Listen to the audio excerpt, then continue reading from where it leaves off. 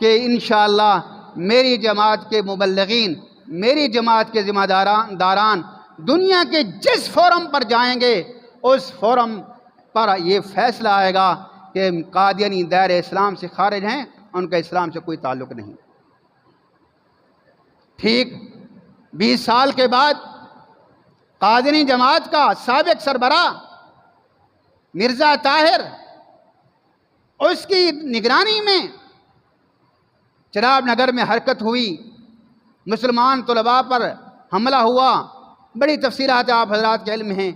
اس کے نتیجے میں تحریک چلی 1974 کی، اور اللہ کا فضل یہ ہے کہ پاکستان کی قومی اسمبلی میں قادیانی مسئلہ زیر بحث آیا، اور اس فورم کے اوپر ہمارے اکابرین موجود تھے۔ مولانا مفتی محمود رحمۃ اللہ تعالی علیہ، قائد جمعیت علماء اسلام، مولانا غلام غوث ہزاروی رحمہ اللہ، مولانا شاہ احمد نورانی رحمہ اللہ، مولانا عبدالحق رحمہ اللہ کوڑا کھٹک والے، یہ علماء کرام قومی اسمبلی میں موجود تھے۔ اور عالمی مجلس تحفظ ختم نبوت کی جماعت اور قیادت نے ملک بھر میں تمام مکاتب فکر کو اکٹھا کر کے تحریک چلائی، اور الحمدللہ کامیاب ہوئی۔ اور جب 1974 سے فیصلہ آتا ہے قومی اسمبلی سے، تو ملتان دفتر کے اندر حضرت مفتی محمود صاحب رحمہ اللہ دیگر علماء کرام کو استقبال دیا گیا۔ پرانے دفتر میں حضرت مفتی صاحب رحمہ اللہ نے، اس وقت کے اکابر علماء کرام وہاں موجود تھے، ایک جملہ ارشاد فرمایا کہ 1974 کی یہ تحریک عالمی مجلس تحفظ ختم نبوت کی وہ کامیابی ہے، وہ محنت ہے، امت پر وہ احسان ہے۔ آج کے بعد مجلس تحفظ ختم نبوت کوئی کام نہ کرے، یہ جو اس کی کامیابی اور محنت جد و جہد ہے، یہ اتنا بڑا احسان ہے، امت اس مجلس کا احسان کا شکریہ ادا نہیں کر سکتی، بدلہ نہیں دے سکتی۔ یہ مفتی صاحب رحمہ اللہ نے فرمایا تھا۔ یہ عالمی مجلس تحفظ ختم نبوت امت کا نمائندہ پلیٹ فارم ہے۔ تفصیلات میں نہیں جاتا، مجھے تقریباً جماعت میں 30 سال ہونے والے ہیں۔ بڑے بڑے شہروں میں بڑی بڑی کانفرنسیں، اجتماعات، آل پارٹیز کانفرنسیں، بڑے بڑے لیڈر سے ملاقاتیں وفد کے ساتھ، اکابر کے ساتھ ہوئی ہیں۔ آپ کے علم میں ہوگا کہ مشرف دور میں پاسپورٹ کا خانہ ختم ہوا، مذہب کا خانہ ختم ہوا۔ ہم تحریک چلانا چاہ رہے تھے، تو بریلی مکتب فکر کے ایک عالم دین کے پاس گئے، وہ فوت ہو چکے ہیں، مولانا سرفراز خان صاحب نعیمی لاہور والے۔ ان کے پاس گئے، انہیں کہا کہ جب یہ حرکت ہوئی تو میرے مکتب فکر کے کچھ علماء، نامور علماء میرے پاس آئے اور کہا کہ ہر وقت جب بھی ناموں سے رسالت کی بات آتی ہے، ختم نبوت کی بات آتی ہے، قادیانیوں کے حوالے سے بات آتی ہے، تو دیوبندی مجلس تحفظ ختم نبوت میدان میں کودتی ہے اور وہ ہماری قیادت کرتی ہے۔ اس مرتبہ ہم کریں گے اور ان کو بلائیں گے، ہم تحریک چلاتے ہیں۔ مولانا محمد اسماعیل صاحب شجاع آبادی دامت برکاتہم عالیہ وفد کے ساتھ ان کے پاس گئے ہوئے تھے، جماعت کے ناظم تبلیغ ہیں مرکزی۔ وہ فرماتے ہیں مجھے مولانا سرفراز خان نعیمی نے یہ بات ساری بتا کر کے پھر میں کہا کہ میں نے ان سے کہا، کون کہہ رہے ہیں؟ سرفراز خان صاحب نعیمی، مولانا محمد اسماعیل صاحب کو۔ میں نے ان سے کہا جس کا کام اسی کو ساجے، جس کا کام اسی کو ساجے، یہ کام صرف اور صرف مجلس تحفظ ختم کر سکتی ہے۔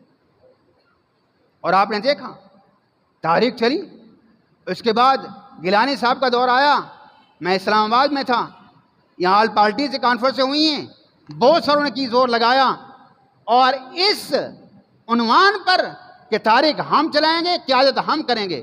ہم قیادت کے بھوکے نہیں ہیں الحمدللہ، لیکن اجلاسات ہوئے، میٹنگیں ہوئیں، آل پارٹیز ہوئی، سب کچھ ہوا، لیکن ان کے اجلاسات میں بھی یہ فیصلہ ہوا کہ اسلام آباد میں آل پارٹیز مجلس تحفظ ختم نبوت بلائے، جو وہ فیصلہ کرے گی ہمیں منظور ہوگا، ہم ان کے قیادت میں تحریک چلائیں گے۔ اور الحمدللہ ہم نے فیصلہ کیا، ہوا، آل پارٹیز کانفرنس ہوئی، اور ابھی ختم نہیں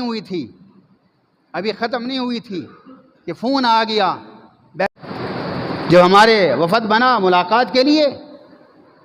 جو شرائط ہمارے تھے، بلکہ آگے بڑھ کر اگلی ایک تاریخ اور چلی جب حلف نامہ ختم ہوا،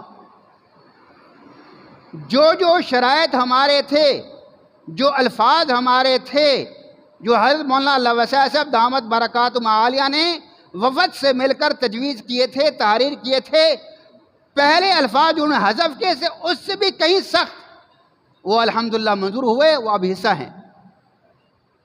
میں آپ سے درخواست کرتا ہوں، یہ ہماری سعادت کی بات ہے. اللہ تبارک و تعالی نے عقیدہ ختم نبوت کے تحفظ کے لیے رجال کار کو ہمیشہ چنا اور منتخب کیے ہیں. مولانا محمد عمر صاحب پالن پوری رحمہ اللہ فرمایا کرتے تھے، قدرت حق عقیدہ ختم نبوت کے تحفظ کے لیے رجال کا انتخاب خود کرتی ہے. الحمدللہ دین کے تمام شعبے ہیں، ایک سے ایک بڑھ کر ہے، کسی کی قدر و منزلت کم نہیں ہے. تدریس ہے، تحریر و تقریر ہے، جو شعبہ ہے دین کا، دعوت و تبلیغ ہے، جہاد ہے، ایک سے ایک بڑھ کر ہے. کسی کی تنقیص اور کسی کی برائی مقصود نہیں، کسی کی تحقیر مقصود نہیں ہے، لیکن اپنے اکابر سے سنا کہ عقیدہ ختم نبوت کا تحفظ یہ براہ راست نبی اکرم صلی اللہ علیہ وسلم کی ذات کا تحفظ ہے.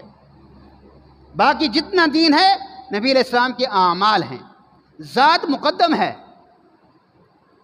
تو اللہ تبارک و تعالی نے ہمیں اس محاذ پر چنا ہے، منتخب کیا ہے. اس پر اللہ کا جتنا شکر ادا کریں ہم ادا نہیں کر سکتے. میں تو اکثر کہا کرتا ہوں، میں اپنے آپ کو خود جانتا ہوں میں کون ہوں. دیہاتی آدمی، نہ کوئی اتنا وہ نہیں ہے، نہ خاندانی پس منظر کے ہم وہ بڑی گدی کے اور علماء طبقے سے اتنا بھی نہیں ہے. لیکن اللہ کا فضل ہے کہ اللہ تبارک و تعالی نے اس محاذ پر چنا. میں یہ دعا کرتا ہوں اللہ ہمیں محروم نہ کرنا. آپ نے چنا ہے، ہمیں منتخب کیا ہے اس محاذ پر پہرے داری کے لیے، ہمیں محروم نہ کرنا. بہت ہی ہمارے اندر کمیاں کوتاہی ہیں، ان گنت بے شمار ہیں، اللہ ہمیں محروم نہ کرنا. تو یہ ہماری سعادت کی بات ہے. مجلس تحفظ ختم نبوت کا ایک نظم ہے، اس نظم کے تحت ہم یہ کام کر رہے ہیں. ایک تنظیم ہے، اس کا ایک طریقہ کار ہے، اس کے تحت ہم کام کر رہے ہیں. ہمارے ہاں ایک روایت رہی ہے کہ مولانا عطا اللہ شاہ بخاری رحمہ اللہ کو امیر اول منتخب کیا گیا، بانی تھے. ان کے انتقال کے بعد مرحلہ آیا اب امیر کن کو بنایا جائے، کن کو بنایا جائے. ان میں ہر ایک جو تھے، مولانا قاضی احسان احمد شجابادی رحمہ اللہ، مولانا محمد جلیل رحمہ اللہ، مولانا محمد شریف صاحب رحمہ اللہ، بس کس کا میں نام لوں، مولانا محمد حیات صاحب، مولانا لال حسین اختر رحمہ اللہ. یہ کتنی بڑی شخصیات تھیں.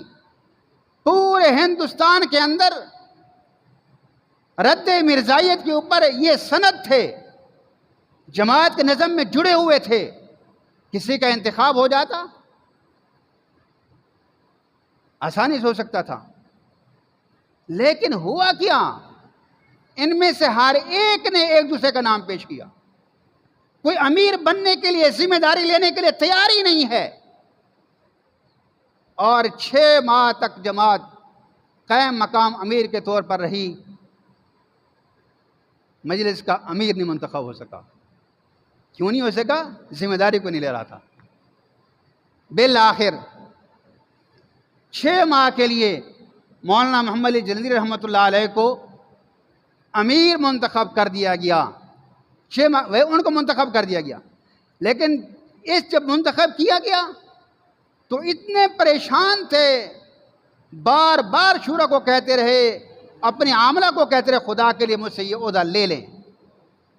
بالآخر ان کے زور پر، ان کے اپنا درخواست کرنے پر یا جو الفاظ کہہ دیجئے، مجبور ہو کے مجلس شورا اور عاملہ نے ان کی اس درخواست کو قبول کیا، اجلاس بیٹھا اور بڑی لجاجت کے ساتھ منت سماجت کر کے مولانا قاضی احسان احمد شجاع آبادی رحمہ اللہ کو امیر بنایا گیا۔ انتقال کے بعد اب ہمارے پاس بہت سارے حضرات بڑے چلے گئے تھے، موجود تھے، لیکن ظاہر بات ہے ہوا کیا، ساری مجلس کی نظر صرف ایک ہی شخصیت پر ٹک گئی، ہم نے ان کو امیر بنانا ہے۔ وہ تھے علامہ انور شاہ کاشمیری رحمہ اللہ کے علمی جانشین شیخ الاسلام حضرت مولانا محمد یوسف بنوری رحمۃ اللہ تعالی علیہ۔ جماعت گئی کراچی میں گئی، منت سماجت کی درخواست کی، انکار کر دیا۔ یہاں پنجاب میں تشریف لائے ہوئے تھے، ایک تقریباً ملتان خیر و مدارس میں کسی جگہ، اب مجھے تفصیلات یاد نہیں ہیں، تو درخواست کی انکار کر دیا۔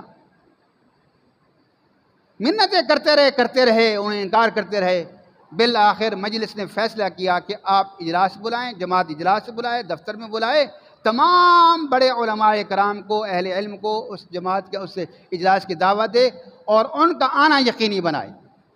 چنانچہ حضرت بنوری رحمۃ اللہ علیہ تشریف لے آئے، بڑے حضرات تشریف فرمائے۔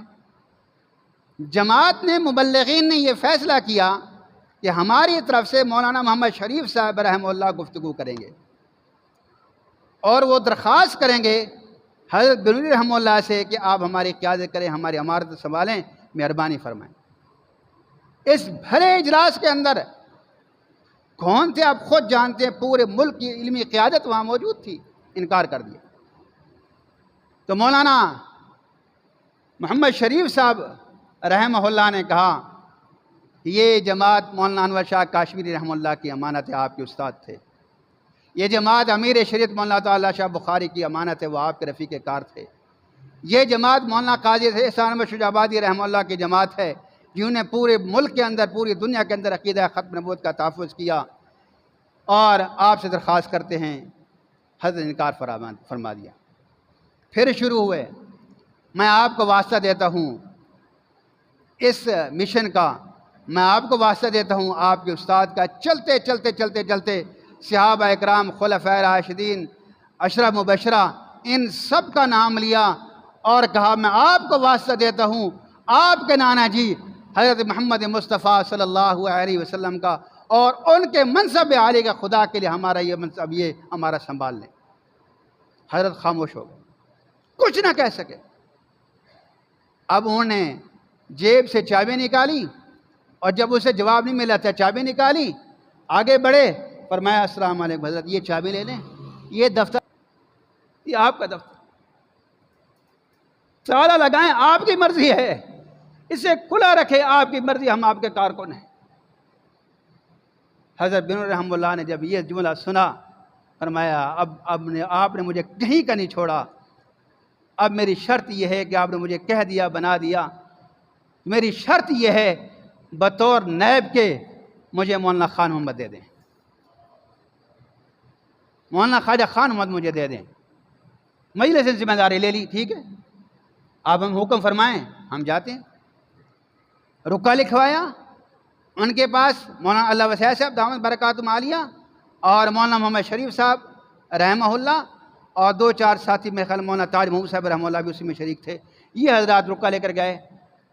حضرت مولانا خواجہ خان محمد صاحب رحمہ اللہ نے رکا پڑا، سر پر رکھا، چوما، فرمایا ٹھیک ہے، آگے دوسری رائے نہیں دی۔ اس کی وجہ کیا تھی آگے بتاتا ہوں، چل پڑے۔ حضرت بنوری رحمہ اللہ تشریف لائے یہاں پاکستان، ادھر پنجاب میں، کہ میاں والے جاتا ہوں، ان سے ملاقات کر لوں گا، خانقاہ جاؤں گا، پتہ چلا وہاں نہیں ہے۔ کہاں ہیں؟ فلاں علاقے میں۔ وہاں پہنچے تو اس وقت یہ سلسلہ رابطہ تو نہیں تھا، وہ تو آگے چلے گئے۔ بالآخر جہاں ان کا قیام تھا، حضرت بنوری رحمہ اللہ وہاں پہنچے، پتہ چل گیا وہاں پر ہیں، ان کو بھی اطلاع ہو گئی، مریدین میں بیٹھے ہوئے ہیں۔ تو اتنے میں حضرت بنوری رحمہ اللہ قریب جب پہنچے تو حضرت خواجہ خان محمد صاحب رحمہ اللہ اپنے تمام رفقا کو لے کر کے استقبال کے لیے پہنچے۔ واپس آئے اپنے قیام گاہ میں، حضرت کو بٹھایا، سامنے دو زانو ہو کر کے بیٹھ گئے اور کیا فرمایا؟ فرمایا حضرت میں آپ کا شاگرد ہوں،